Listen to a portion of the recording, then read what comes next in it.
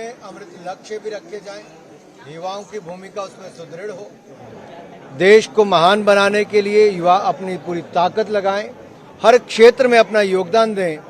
युवा संवाद India at 2047 यही शुरुआत है कि युवाओं से संवाद करके उनकी भूमिका अलग अलग क्षेत्रों में तय हो, किसी भी क्षेत्र में हो वो वॉलंटियर भी बने, राष्ट्र निर्माण में भूमिका निभाएं और अपने भारत को आगे ले जाने की ताकत दें।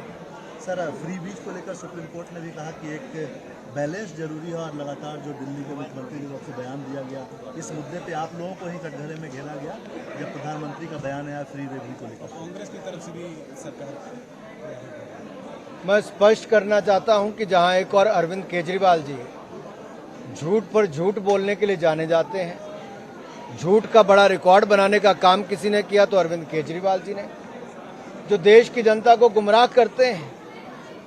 वो ये भली भांति जानते हैं कि जो आपदा के समय भी बजट मनरेगा का बढ़ाकर 1 लाख करोड़ रुपए किया गया, जो कभी कांग्रेस के समय पे मात्र 30,000 करोड़ रुपया खर्च होता था। गरीब को दिहाड़ी मजदूरी लगाने का अवसर भी मोदी सरकार ने दिया। 80 करोड़ गरीबों को महामारी के समय भूखमरी से मृत्यु ना हो तो मुफ्त में राशन भी 28 महीने तक दिया। परिस्थितियां ऐसी थी कि वो करने की आवश्यकता थी।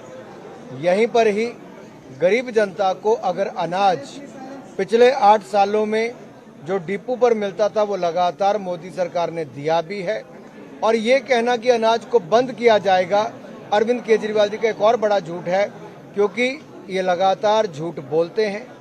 इसी तरह से लोग कहते थे एमएसपी बंद हो जाएगा, एमएसपी 8 साल से मिल भी रहा है, और उसके अलावा किसान सम्मान निधि किसानों के खाते में 6,000 रुपये साल की डाली जाती है, किसानों की समृद्ध करने के लिए, संपन्न करने के लिए, और कॉस्ट प्लस 50% हमने इसको भी लागू किया, जो पिछले 10-15 सालों में कांग्रेस ने कभी लागू नहीं किया। स्वामीनाथन कमेटी की रिपोर्ट को हमने लागू किया। तो कुछ लोग समाज में भय, भ्रम और भ्रांति फैलाने का काम करते हैं, वो अरविंद केजरीवाल जी और आम आदमी पार्टी करती है। इनका प्रोपेगेंडा केवल वोट की राजनीति का है। अरविंद केजरीवाल जी की राजनीति झूठ से शुरुआत हुई थी और लगातार झूठ पर ही बनी है। वो तो कसम खाते थे अपने बच्चों की कि मैं राजनीति में नहीं आऊंगा, आए। कसम खाते थे कि मैं बड़ी गाड़ी नहीं लूंगा, बड़ी गाड़ी ली। कसम खाते थे मैं सुरक्षा नहीं लूंगा, सुरक्षा दिल्ली की तो ली, पंजाब से भी सुरक्षा ले ली। अरविंद केजरीवाल मतलब कि झूठ का दूसरा नाम अरविंद केजरीवाल जी है।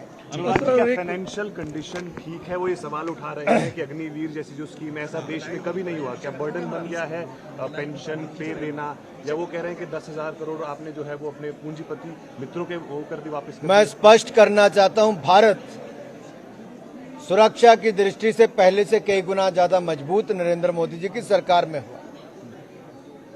हमने सुरक्षा बलों के लिए बुलेट प्रूफ जैकेट, जो कांग्रेस ने 10 साल में नहीं खरीदी, हमने मात्र 3 सालों में खरीद कर देने का काम किया, 2 लाख से ज्यादा।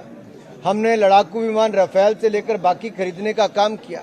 हमने सेना को टैंक और हथियार देने का काम किया। डिफेंस मैन्युफैक्चरिंग भारत ने अपने मजबूत की, मेक इन इंडिया करने का काम किया और अब एक्सपोर्ट भी करने की शुरुआत की है। हम दूसरों की तरह नहीं बड़ी बड़ी बातें करने का काम करते हैं।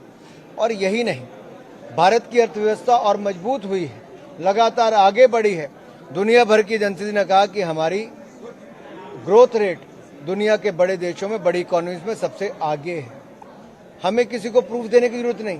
लेकिन हाल ही में पार्लियामेंट में जब एक मीटिंग हुई जिसमें श्रीलंका की परिस्थितियां और श्रीलंका के इकोनॉमिक क्राइसिस की बात की, और भारत सरकार के डिपार्टमेंट ऑफ इकोनॉमिक अफेयर्स ने और विदेशी विभाग ने जब उस पर जानकारी देने का काम किया, और कुछ राज्यों की परिस्थितियां क्या है, तो कुछ राजनीतिक दलों ने सुनने की बात भी नकार दी।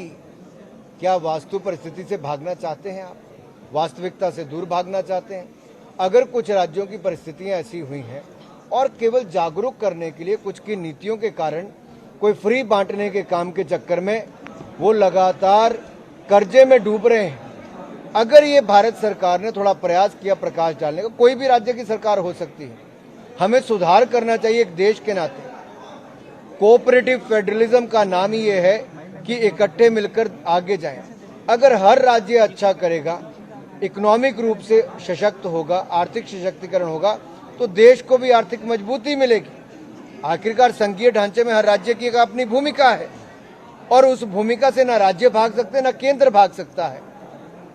इसलिए मैं कहना चाहता हूं, जहां केंद्र ने जीएसटी कलेक्शन राज्यों के साथ मिलकर पहले से बढ़ाई 1,63,000 करोड़, 1,48,000 करोड़, 1,44,000 करोड़, इस तरह से 1 लाख करोड़ से ऊपर ही लगातार कलेक्शन हुई है। ये अपने आप में दिखाता है कि देश के खजाने में पैसा ज्यादा आया। Income tax collection 7 lakh crore से बढ़कर 11 लाख करोड़ हुई, अपने आप में बड़ा है। तो आर्थिक स्थिति से भारत मजबूत हो रहा है। हमने रिकॉर्ड एक्सपोर्ट किया है, रिकॉर्ड अन्न की जहां पैदावार भी की, हमने एक्सपोर्ट भी आज तक का सबसे ज्यादा अन्न का भी किया, अनाज के भंडार हमने भरे हैं। तो मुझे लगता है कुछ राजनीतिक दल अपनी राजनीतिक रोटियां सेंकने के लिए झूठे मनगढ़ंत आरोप लगा रहे हैं जो सत्य से दूर हैं और उनके पास प्रमाण के रूप में कुछ भी नहीं। ऐसा है कि कीचड़ उछालो और भाग जाओ, ये अरविंद केजरीवाल जी की राजनीति रही और सारी उम्र वो यही करेंगे। सर, जहाँ केंद्र सरकार खिलाड़ियों को सम्मान दे रही है, वहीं दिव्या नाम की खिलाड़ी जो है दिल्ली से, उसे प्रमाण देना पड़ रहा है और आपके जो नेता हैं वो ये आरोप लगा रहे हैं कि वो आप दिल्ली से नहीं है, उत्तर प्रदेश से है। तो ये कितना दुखपूर्ण है। उत्तर प्रदेश के मुख्यमंत्री, जहां योगी आदित्यनाथ जी ने टोक्यो ओलंपिक्स के बाद देश के अपने उत्तर प्रदेश के अलावा बाकी राज्यों के खिलाड़ियों को भी सम्मानित करने का काम किया था, दूसरी ओर अरविंद केजरीवाल जी अपने राज्यों के खिलाड़ियों को सुविधा भी नहीं दे पाते। उनका बजट भी लगातार कम हुआ है। दिल्ली सरकार का खेलों का बजट 2020-21 में कम हुआ, 21-22 में फिर कम होता गया और ये लगातार दिखाता है कि खेलों के प्रति दिल्ली सरकार की कोई रुचि नहीं है। नमस्कार, मैं हूं मानक गुप्ता। अगर आपको हमारा ये वीडियो पसंद आया हो तो इसे लाइक और शेयर जरूर करें और हां, हमें सब्सक्राइब और फॉलो करना ना भूलें ताकि आप देश और दुनिया की कोई खबर मिस ना करें। तो जुड़े रहिए हमारे साथ और देखते रहिए न्यूज़ 24।